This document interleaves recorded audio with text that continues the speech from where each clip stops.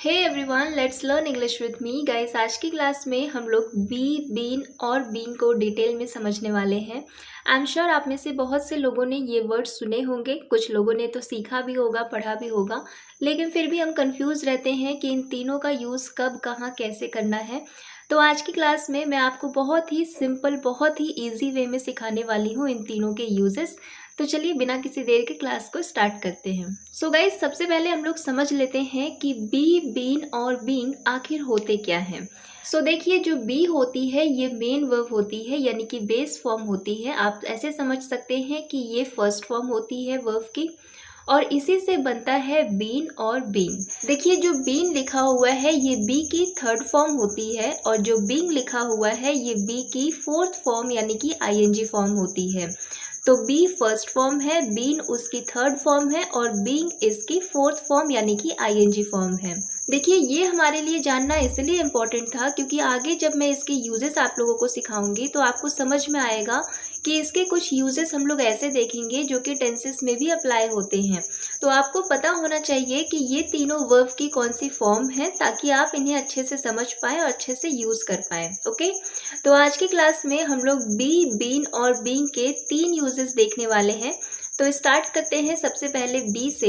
देखिए, बी का सबसे पहला यूज़ हम करते हैं बनने के सेंस में। जैसे हम बोलते हैं ना कि मैं डॉक्टर बनना चाहती हूँ, वो एक्टर बनना चाहता है, तुम्हें डांसर बनना चाहिए। तो जब हम किसी के कुछ बनने की बात करेंगे तो वहाँ हम बी का यूज़ करेंगे। जैसे एग्जाम्पल देखिए, तुम डॉक्टर बनोगे। तो इस सेंटेंस को हम ट्रांसलेट कैसे करेंगे समझिए, मैं आपको बिल्कुल बेसिक तरीके से बता रही हूँ। देखिए, सबसे पहले हम लिखते हैं सब्जेक्ट। तो यहाँ पे सब्जेक्ट है तुम, तो इसके लिए हम लिखेंगे यू। अब सेंटेंस के सबसे लास्ट में आ जाइए, देखिए लिखा हुआ है गे। और आप लोगों को पता होगा कि जब सेंटेंस के लास्ट में गा, गे, गी आता है तो हम विल लगाते हैं। तो यहाँ हम लिखेंगे विल। अब यहाँ पे देखिए, बनोगे कुछ बनने का सेंस है ना, तो इसीलिए हम यहाँ पे विल के बाद बी लगाते हैं, और डॉक्टर के लिए हम लिखते हैं अ डॉक्टर। तो यहाँ पे आपका सेंटेंस बन गया you will be a doctor. अब यहाँ पे आप लोग टेंसेस चेंज करते रहिए, मॉडल्स चेंज करते रहिए, आपके सेंटेंस बदलते रहेंगे। जैसे कि आपको बोलना हो कि तुम डॉक्टर बन सकते हो, तो अगेन यहाँ पे हमारा सब्जेक्ट तुम है, तो हम लिखेंगे यू। अब सेंटेंस के लास्ट में आएंगे तो लिखा हुआ है सकते हो। तो जब सेंटेंस के लास्ट में सकते हो, सकती है, सकते हैं, इस तरह के वर्ड्स आते हैं तो वहाँ हम कैन मॉडल का यूज़ करते हैं। तो हम लिखेंगे कैन। अब बन सकते हो, यहाँ पे बनने का सेंस है, तो इस बनने के लिए हम कैन के बाद बी लगाएंगे। अब डॉक्टर के लिए लिखेंगे अ डॉक्टर। आप समझ गए कि सेंटेंस बन गया you can be a doctor, तुम डॉक्टर बन सकते हो। अब इसी सेंटेंस को अगर आप लोग इस तरीके से बोलना चाहते हैं कि तुम्हें डॉक्टर बनना चाहिए, तो आपका सेंटेंस बनेगा you should be a doctor. चाहिए के लिए यहाँ पे शुड आया है, और बनने का सेंस है इसीलिए यहाँ पे बी आया है शुड के साथ में। तो तुम्हें डॉक्टर बनना चाहिए, you should be a doctor. So I hope आप लोग समझ गए होंगे कि हम लोग बी का यूज़ किस तरीके से बनने के सेंस में करते हैं। चलिए कुछ और एग्जांपल्स देख लेते हैं। जैसे मैं टीचर बनना चाहता हूँ, I want to be a teacher. वो एक दिन डॉक्टर बनेगी, she will be a doctor one day. अब देखिए, नेक्स्ट बी का यूज़ हम लोग करते हैं होने के सेंस में। जैसे वो खुश होगा, तो देखिए होगा, इस गा के लिए तो विल आएगा, लेकिन ये जो हो लिखा है, हो मतलब होने का सेंस है ना, तो यहाँ पे इस होने के लिए हम लोग बी लिखेंगे विल के बाद। तो आपका सेंटेंस बनेगा ही विल बी हैप्पी। इसी तरह से वो गुस्सा होगी, तो गी के लिए तो विल आ जाएगा और हो के लिए बी आएगा। तो आपका सेंटेंस बनेगा शी विल बी एंग्री। तुम्हें ईमानदार होना चाहिए, यू शुड बी ऑनेस्ट। चाहिए के लिए शुड आ गया और होने के लिए बी आ गया, ठीक है। इसी तरह से वो कल घर पर होगा, he will be at home tomorrow. तो बी का दूसरा यूज़ हम करते हैं होने के सेंस में। ओके, अब देखिए, बी का तीसरा यूज़ हम करते हैं रहो के सेंस में। जैसे खुश रहो, तो यहाँ पे रहो के लिए हम लिखेंगे बी, खुश के लिए हम लिखेंगे हैप्पी।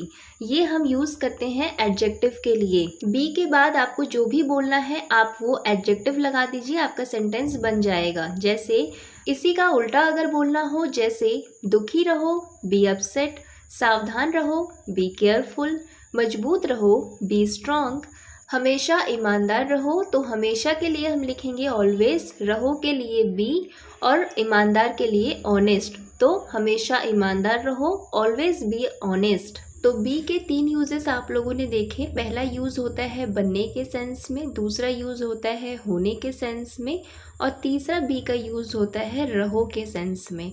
अब चलिए देख लेते हैं बीइंग के 3 यूजेस। देखिए बीइंग का सबसे पहला यूज़ हम करते हैं के नाते के सेंस में। जैसे कि आप लोग इस तरह के सेंटेंसेस अक्सर बोलते हैं, जैसे टीचर होने के नाते मैं तुम्हें पढ़ा रही हूँ। तो होने के नाते इसके लिए हम लोग सबसे पहले लिखेंगे बीइंग। क्या होने के नाते? टीचर होने के नाते तो हम लिखेंगे बीइंग अ टीचर, मैं तुम्हें पढ़ा रही हूँ, आई एम टीचिंग यू। इसी तरह से इंसान होने के नाते मैंने उसकी मदद की। तो इंसान होने के नाते इसके लिए हम लोग सबसे पहले लिखेंगे बीइंग ह्यूमन, मैंने उसकी मदद की, आई हेल्प्ड हर। तो being human I helped her, या फिर आप उल्टा भी लिख सकते हैं, I helped her being human. ईमानदार होने के नाते वो हमेशा सच बोलती है। तो ईमानदार होने के नाते बीइंग ऑनेस्ट, वो हमेशा सच बोलती है, she always speaks the truth. इसी तरह से अगर आपको बोलना हो कि बड़ी बहन होने के नाते तो आप बोलेंगे बीइंग एल्डर सिस्टर, भाई होने के नाते बीइंग ब्रदर, दोस्त होने के नाते बीइंग फ्रेंड। तो आप जो भी बोलना चाहते हैं कि ये चीज़ होने के नाते, उसे आप बीइंग के बाद लगा देंगे और बाद का सेंटेंस जिस भी टेंस में रहेगा आप उसे उस टेंस में बना देंगे। ठीक है, चलिए अब देख लेते हैं बीइंग का दूसरा यूज़। देखिए बीइंग का दूसरा यूज़ हम लोग करते हैं कराया जा रहा है के सेंस में। इसे बनाने का स्ट्रक्चर होता है, सबसे पहले हम लिखेंगे ऑब्जेक्ट, उसके बाद इज, आर, वॉज, वर, इनमें से कुछ भी ऑब्जेक्ट के अकॉर्डिंग, और उसके बाद हम लगाएंगे बीइंग, और बीइंग के बाद हमें लगानी है वर्ब की थर्ड फॉर्म। देखिए बीइंग का ये वाला यूज़ हम लोग करते हैं कॉन्टिन्यूअस टेंस के पैसिव वॉइस में। आपको पता है कि कॉन्टिन्यूअस टेंस का क्या स्ट्रक्चर होता है। सबसे पहले हम लोग लिखते हैं सब्जेक्ट, उसके बाद इज, एम, आर, वॉज, वर, इनके बाद हम वर्ब की आईएनजी फॉर्म लगाते हैं, राइट। तो यहाँ पे क्योंकि हम पैसिव वॉइस बना रहे हैं तो इसीलिए आपको पता होगा कि हम लोग पहले सब्जेक्ट नहीं लिखते हैं, सब्जेक्ट की जगह पे हम ऑब्जेक्ट लिखते हैं, क्योंकि यहाँ पे हमारा फोकस काम पर होता है, ना कि काम करने वाले पे। तो ऑब्जेक्ट क्यों आ रहा है आप लोग समझ गए। अब इसके बाद इज, आर, वॉज, वर क्यों आ रहा है, क्योंकि ये कॉन्टिन्यूअस टेंस है तो ये आएंगे ही आएंगे। इनके बाद हम क्या लगाते थे, वर्ब की आईएनजी फॉर्म। और मैंने आपको स्टार्टिंग में क्या बताया था कि बीइंग बी की आईएनजी फॉर्म होती है। अगर आप ऐसे भी देखेंगे तो देखिए बी में ही आईएनजी लग के बना है बीइंग। तो यहाँ पे जो हम बीइंग का यूज़ कर रहे हैं वो हम एज अ वर्ब की फोर्थ फॉर्म यानी कि आईएनजी फॉर्म के तौर पे कर रहे हैं, ठीक है। और इसके बाद आपको लगानी है वर्ब की थर्ड फॉर्म, क्योंकि पैसिव वॉइस बनाते टाइम हम लोग हमेशा वर्ब की थर्ड फॉर्म ही लगाते हैं। सो आई होप आप लोगों को स्ट्रक्चर अच्छे से समझ में आ गया होगा। अब देख लेते हैं एग्जाम्पल्स कि इसमें सेंटेंसेस किस तरह से बनते हैं। देखिए सबसे पहला एग्जाम्पल है, कमरे की सफाई कराई जा रही है। मैंने क्या कहा, बीइंग का यूज़ हम तब करते हैं जब कोई काम कराया जा रहा है। तो यहाँ पे हम बीइंग लगाएंगे, आपको पता है यहाँ पे सेंटेंस बनेगा the room is being cleaned. देखिए अगर आप लोगों को नहीं पता है कि इज, आर, वॉज, वर का यूज़ किसके साथ किया जाता है तो मैं आई बटन पे आपको लिंक दे दूंगी मेरी वीडियो का, उसमें मैंने आपको डिटेल में बहुत ही इजी तरीके से बताया है इनका यूज़। अब चलिए देख लेते हैं नेक्स्ट एग्जाम्पल, जैसे छात्रों को पढ़ाया जा रहा था। अब ये काम पास्ट में किया जा रहा था तो यहाँ पे सेंटेंस बनेगा the students were being taught, the students were being taught. इस तरह के सेंटेंसेस आप लोगों ने देखे होंगे पैसिव वॉइस में। आई होप आप लोगों को अच्छे से समझ में आ रहा हो।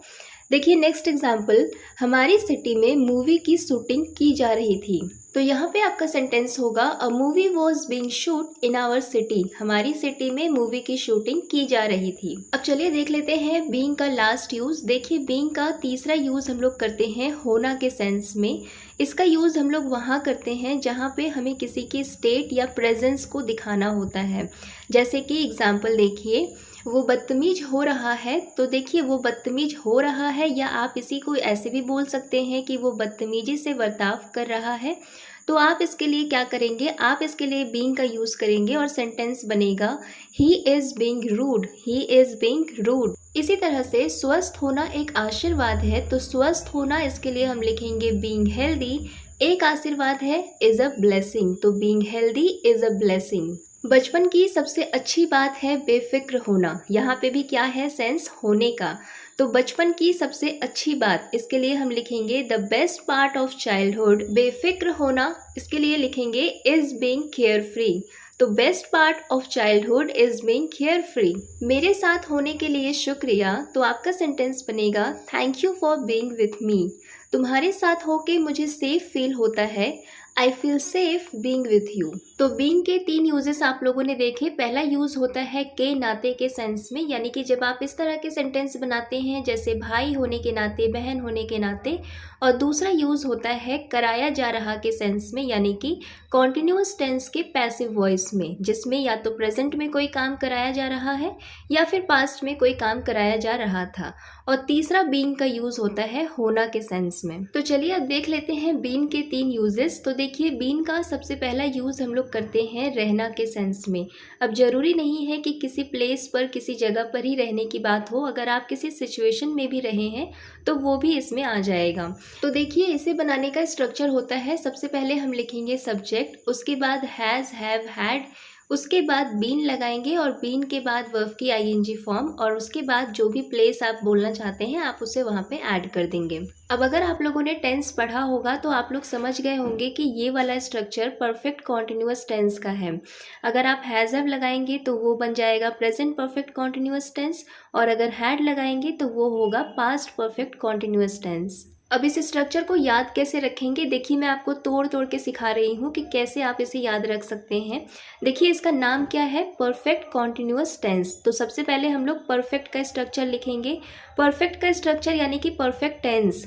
और परफेक्ट टेंस का स्ट्रक्चर क्या होता है, सब्जेक्ट हैज़, हैव, हैड के बाद वर्ब की थर्ड फॉर्म। और मैंने आपको वीडियो के स्टार्टिंग में क्या बताया था कि बीन बी की थर्ड फॉर्म होती है। तो हैज़, हैव, हैड के बाद जो बीन यहाँ पे लिखा गया है वो यहाँ पे एज अ वर्ब की थर्ड फॉर्म वर्क करेगा। तो यहाँ से लेके यहाँ तक का स्ट्रक्चर हो गया परफेक्ट का।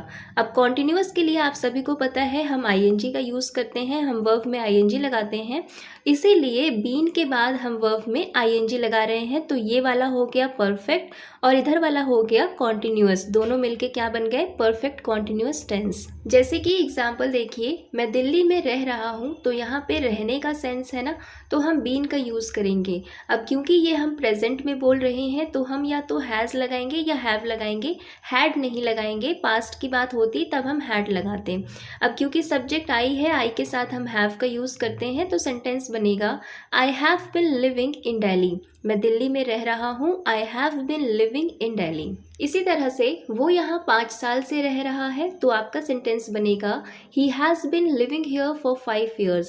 अगर आपको पास्ट में बोलना हो कि वो यहाँ 5 साल से रह रहा था तो हम हैज़ की जगह हैड लगाएंगे, तब आपका सेंटेंस बनेगा he had been living here for 5 years। अब ये तो हो गई प्लेस की बात, जब आप कहीं पे रहने की बात करते हैं। अब हम सिचुएशन की बात कर लेते हैं कि अगर आप किसी सिचुएशन में भी रहे हैं तो वहाँ पे भी आप बीन का यूज़ करेंगे। जैसे मैं पूरे दिन व्यस्त रहा हूँ, तो आपका सेंटेंस होगा I have been busy all day. वे कई सालों से दोस्त रहे हैं, they have been friends for years, they have been friends for years. So guys, अब देख लेते हैं बीन का दूसरा यूज़। देखिए, बीन का दूसरा यूज़ हम लोग करते हैं करता आ रहा हूँ के सेंस में या फिर करता आ रहा था के सेंस में। मतलब जब कोई काम आप काफ़ी लंबे समय से लगातार करते आ रहे हैं या करते आ रहे थे, उस केस में आप बीन का यूज़ करेंगे। और इसे बनाने का स्ट्रक्चर भी सेम होता है जो आपने इसके पहले देखा, यानी कि परफेक्ट कॉन्टिन्यूअस टेंस। तो यहाँ पे सबसे पहले आप स्ट्रक्चर में लिखेंगे सब्जेक्ट, उसके बाद प्रेजेंट की बात कर रहे हैं तो हैज़ या हैव लगाएंगे, अगर पास्ट की बात कर रहे हैं तो हैड लगाएंगे, और इन सभी के बाद आपको बीन लगाना मस्ट है, और बीन के बाद आप वर्ब की आईएनजी फॉर्म लगाएंगे। जैसे कि एग्जाम्पल देखिए, मैं पढ़ाता आ रहा हूँ, तो यहाँ पे आपका सेंटेंस होगा आई हैव बीन टीचिंग। हमने हैव क्यों लगाया, क्योंकि ये सेंटेंस हमारा प्रेजेंट में है, तो हम प्रेजेंट में हैज़ या हैव का यूज़ करते हैं, आपको मैंने बताया। अब क्योंकि सब्जेक्ट आई है इसलिए हम लोगों ने हैव का यूज़ किया है। नेक्स्ट एग्जाम्पल देखिए, मैं पिछले 10 सालों से इस कंपनी में काम करता आ रहा हूँ, तो आपका सेंटेंस होगा I have been working in this company for the last 10 years। मैं 5 सालों से यहाँ पढ़ता आ रहा था, तो अब सेंटेंस पास्ट में है तो हम हैड का यूज़ करेंगे, तो सेंटेंस बनेगा I had been studying here for 5 years। Okay, so अब देखिए बीन का लास्ट यूज़ हम लोग करते हैं हो चुका है या हो चुका था के सेंस में। मतलब जब कोई काम हो चुका है या फिर कोई काम हो चुका था पास्ट में, उस केस में भी आप बीन का यूज़ करते हैं। अब देखिए यहाँ पे जो हम बीन का यूज़ करते हैं, ये यूज़ हम करते हैं परफेक्ट टेंस में। मतलब परफेक्ट टेंस का जो स्ट्रक्चर होता है वही स्ट्रक्चर हम यहाँ पे फॉलो करेंगे। सबसे पहले लिखेंगे सब्जेक्ट, उसके बाद हैज़ या हैव अगर प्रेजेंट की बात है तो, अगर पास्ट की बात है तो हैड लगाएंगे, उसके बाद बीन लगाएंगे और बीन के बाद वर्ब की थर्ड फॉर्म लगाएंगे। जैसे एग्जाम्पल देखिए, खाना बन चुका है तो ये काम कंप्लीट हो चुका है ना, तो यहाँ पे हम बीन का यूज़ करेंगे। आपका सेंटेंस बनेगा the food has been cooked. The food के साथ हैज़ आया क्योंकि द फूड सिंगुलर सब्जेक्ट होता है।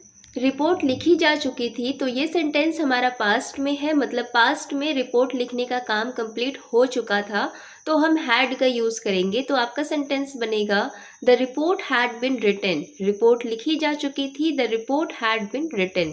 इसी तरह से दरवाज़ा बंद हो चुका है, the door has been closed. कमरा साफ हो चुका है, the room has been cleaned. So guys, ये थे बी, बीन और बीइंग के यूजेस। अब बारी है प्रैक्टिस की। प्रैक्टिस कैसे करेंगे? देखिए, मैं आप लोगों को प्रैक्टिस के लिए कुछ क्वेश्चंस दे रही हूँ। इन क्वेश्चंस का आंसर क्या होगा कमेंट करके ज़रूर बताइएगा। और हाँ गाइस, वीडियो पसंद आई हो तो लाइक कर दीजिएगा और अपने दोस्तों के साथ भी शेयर करिएगा। Thanks for watching.